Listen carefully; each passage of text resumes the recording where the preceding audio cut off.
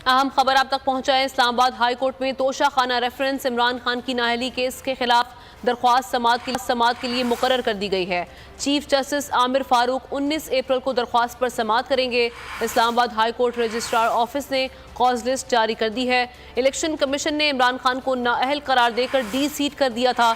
Election commission के फैसले के खिलाफ हाई कोर्ट से रुजू किया गया है। इस्लामाबाद हाई कोर्ट में तोशा खाना रेफरेंस है। इमरान खान की नाअहली केस के खिलाफ दरख्वास्त समाअत के लिए मुकर्रर कर दी गई है। 19 अप्रैल को दरख्वास्त पर समाअत होगी, जबकि chief justice Islamabad high court Aamir Farooq दरख्वास्त पर समाअत करेंगे। हुसैन चौधरी से मजीद तफसीलात जानते हैं, बताइएगा हुसैन।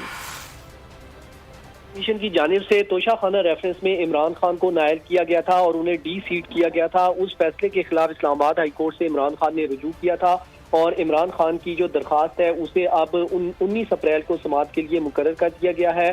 मामला चूंकि लाहौर हाई कोर्ट में भी ज़ेरे इल्तवा चल रहा है, तो इमरान खान की जानिब से एक मुतफरिक दरखास्त जो है वो दायर की गई थी, जिसमें कहा गया था कि जो तोशा खाना रेफरेंस यहाँ पर जो फैसला चैलेंज किया गया है वो दरखास्त वापस लेनी है।